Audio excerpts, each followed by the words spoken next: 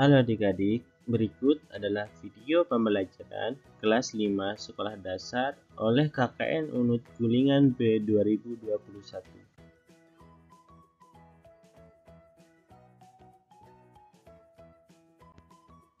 Di video kali ini, kita akan membahas tema 3, subtema 2, pembelajaran 2.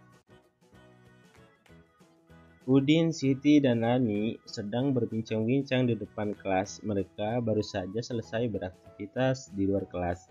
Sinar matahari pada siang itu sangat terik dan menyengat. Mereka terlihat lelah dan kehausan. Simak percakapan Udin, Siti, dan Lani. Lani, wah, aku sangat lelah. Udara pagi ini juga sangat panas. Aku haus sekali. Udin, benar sekali Lani. Bagaimana jika kita beli minum limun dingin yang dijual di depan sekolah kita? Aku baru lihat bapak-bapak yang menjual limun tadi. Siti, hati-hati Udin. Jangan jajan sembarangan. Dengan cuaca yang tidak menentu seperti sekarang ini, makanan mudah sekali tercemar dengan bakteri-bakteri jahat. Udin, benar juga kamu Siti. Kemarin tetanggaku dirawat di rumah sakit karena terserang diare berat. Ia bilang perutnya melilit tidak lama setelah ia memakan jajan di pinggir jalan. Lani, kenapa hal tersebut bisa terjadi ya? Faktor penyebab diare secara umum. Diare terjadi ketika makanan dan cairan yang dimakan berlalu terlalu cepat dan atau terlalu besar jumlahnya pada saluran pencernaan atau usus. Secara normal, usus besar akan menyerap cairan dari makanan yang kamu makan dan meninggalkan kotoran atau tinja yang setengah padat. Akan tetapi, ketika cairan dari makanan yang kamu makan tidak diserap, maka hasilnya adalah kotoran atau feses yang cair atau encer. Penyakit diare mungkin berhubungan dengan infeksi virus atau bakteri. Penyakit tersebut juga dapat terjadi akibat keracunan makanan.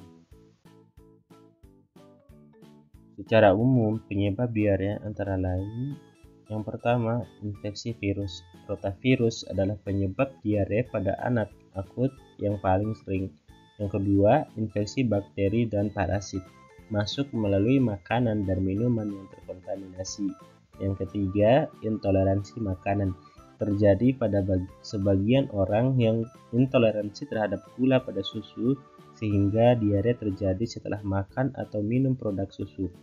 Yang keempat, alergi makanan. Biasanya reaksi negatif terhadap obat-obatan. Banyak obat yang dapat menyebabkan diare. Biasanya alergi terhadap antibiotik. Sementara antibiotik sebenarnya membantu membunuh bakteri baik dan jahat yang dapat mengganggu keseimbangan bakteri baik dalam usus. Yang kelima, penyakit usus. Biasanya menimbulkan diare kronis dengan banyak penyebab. Dan yang terakhir, gangguan usus fungsional atau stres. Secara lebih lengkap, tanda dan gejala yang biasanya menyertai penyakit diare antara lain: yang pertama, buang air besar, encer dan sering. Yang kedua, kram perut. Yang ketiga, nyeri perut. Yang keempat, demam. Dan yang kelima, darah dalam tinja. Dan yang terakhir, kembung.